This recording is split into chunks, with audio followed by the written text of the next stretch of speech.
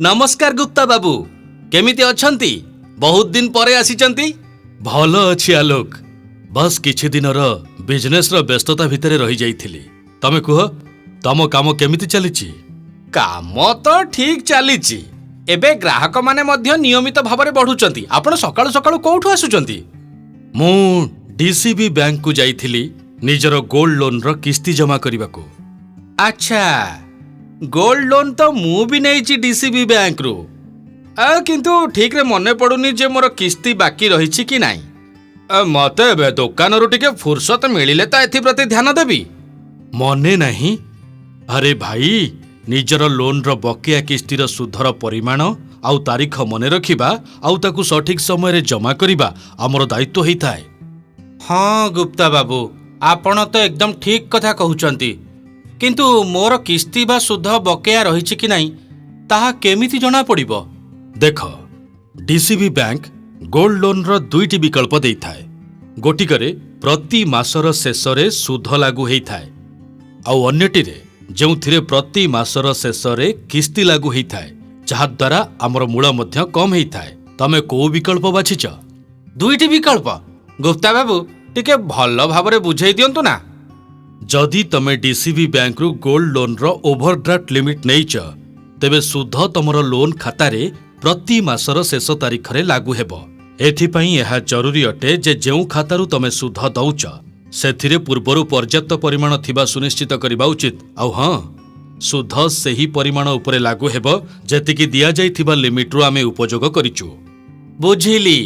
आउ द्वितीय विकल्प? द्वितीय विकल्प हेउछि टर्म लोन, जेउथिरे प्रति मासरे एक सुनिश्चित किस्ती प्रदान करबाको हेइथाय। एई किस्ती रे सुध आउ किछि मूल शामिल हेइथाय एवं प्रति मासरे मूल परिमाण कम हेइथाय। ओ बुझिली। मु तो डीसीबी बैंक रु ओवरड्राफ्ट लिमिट नेइछि, अर्थात मोर सुध बकेया अछि, किंतु केते परिमाण दबार अछि ता केमिति जणा पड़िबो?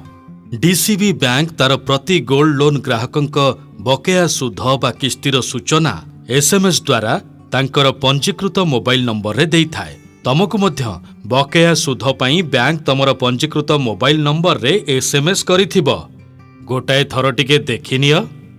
अच्छा, हाँ, एसएमएस तो आसी जाइछि, आउ एथिरे बकेया सुधर सूचना मध्य अछि। आजिकाली दुकानरू फुर्सत ही मिलुनी गुप्ता बाबू, एइथिरे ही व्यस्त रहुछि। किछि दिन परे जमा करिदेबी। सुध परिमाण तो बहुत कम रहिछि, कोन फरक पड़िबो? बहुत फरक पड़िबो आलोक। एमिति करिबा आदौ उचित नुहे। निजर सुध बा किस्ती सठिक समय रे प्रदान करिबा बहुत आवश्यक।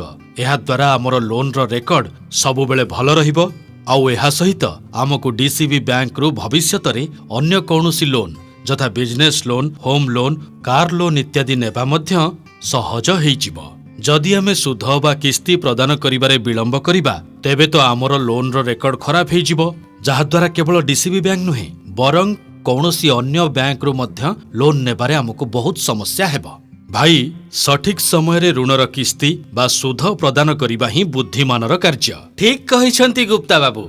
आजि ठारू मु ध्यान रखिबी जे सबु बेले मु मोर प्रति किस्ती और सुध सठिक समय रे जमा करिबी। मु एबे डीसीबी बैंक रो शाखा को जाई सुध जमा करई दउची। आलोक, एबे तो तुमको डीसीबी बैंक रो शाखा को मध्य जिबार आवश्यकता नहीं। तमे जेकोनोसी स्थानरू बहुत सहजरे ऋणर किस्ती को ऑनलाइन जमा करि परिबो। तमे चाहिबो जदि एबे दुकान रे बसी मध्य जमा करि परिबो। अरे वाह, ता माने एइया जे दुकान भी चलिबो आउ सुध मध्य जमा हेइ जिवो। तेबे शुभ काम रे विलंब काहे की करिबा? मु एबे जमा कर दउची।